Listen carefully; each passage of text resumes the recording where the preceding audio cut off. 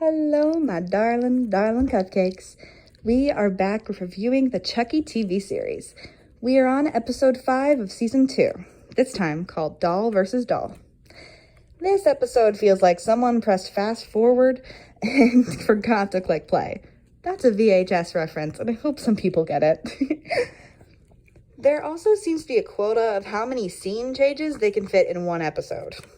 Honestly, there seems to be bonus points if everyone goes into the bathroom. I swear, these characters go in and out of the bathroom like 4 times this episode. Which honestly, I gotta say, like writing-wise, doesn't make a lot of sense. Because in those bathrooms, they're having really personal, intense conversations. There's even one where Jake chases Chucky into the bathroom. This is a public bathroom, at least public to the academy. How come no one's just walked in trying to go to the bathroom and seeing Chucky? This is extremely dangerous with these kids. Honestly, it just kind of made me giggle. And honestly, I'm just like, okay, what the heck? This story is jam-packed, and a little too jam-packed if you ask me. But we do have 2 storylines that we bounce between, the 2 of them. One storyline is focused on our kids at Incarnate Lord, and the other is the aftermath of Nika being rescued. We're still stuck with Tiffany and Glenn.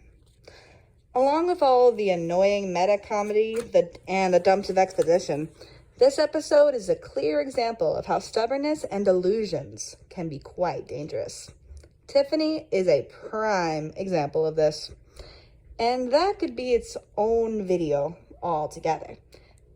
For context of this series, she has convinced herself that Nika is completely infatuated with her, and that kidnapping/dismembering her was an act of true love. She even tells Glenn that Nika is her girlfriend, which Glenn knows is very, very not true. Tiffany has convinced the world of her new identity as Jennifer Tilly by keeping the real actress Jennifer Tilly trapped in the original Tiffany doll. A lot of twists and turns right there. Tiffany has no regard for all the lives that she's destroyed, including the real Jennifer Tilly and Meg Tilly, Jennifer's sister. Tiffany is selfish, and she really only cares for herself, and by some extension, her children, but even then, there's a big strain. When Glenn finds out of what Tiffany had actually been doing and she's a murderer, she talks to them about how she wanted her children to be proud of her, how she wanted to give them everything, how she wanted them to love her. Here's the thing. She isn't mentioning how she wanted her kids to be. She's not talking about her actual kids' emotions. She's only talking about how her kids feel about her. She's completely disregarding anything about her own kids. Because kids are more to their parents than just little objects to give you love. That's not what children are. And honestly, I just felt really bad for Glenn and Glenda. I was like, you guys deserve so much more than this. And Tiffany was just not proving to be a very good mom. And I just felt really bad for Glenn and Glenda. Because I'm like, oof. Both Glenn and Glenda have a really strained relationship right now with Tiffany. Glenda was ready to take her off the census, and Glenn is just horrified by her actions. If Tiffany continues on this path, she's going to lose all connections that she had left.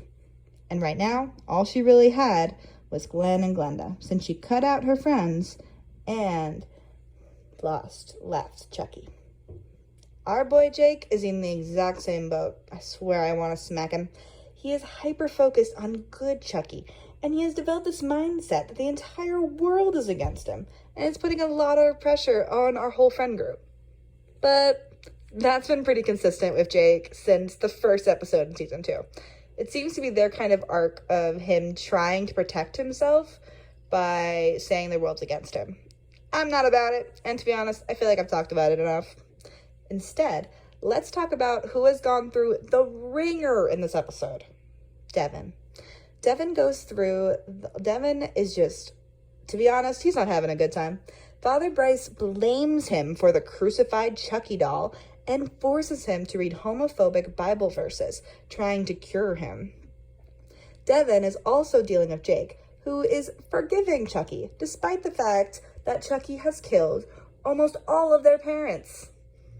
Actually, yeah, besides Lexi's mom, she's the only one that's not dead yet. Oh my god, Chucky.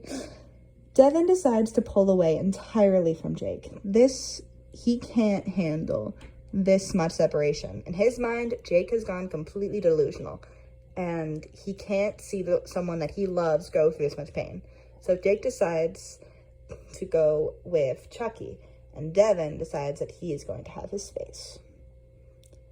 Devon confides in Lexi about all this whole situation, and Lexi agrees, and she actually joins Devon to search for the leader of the Chuckies, known as the Colonel. The divide between Jake and his friends is getting bigger and bigger. Devon and Lexi are off to find the Chucky graveyard. Jake and Nadine are baptizing Chucky. And finally, Glenn and Tiffany are off to introduce Glenda to their original form. What a jam-packed, wild story. Let's see what happens next on our episode review of the Chucky series. Thank you for watching, my lovely cupcakes. I'll see you all next time on our lovely show. Bye!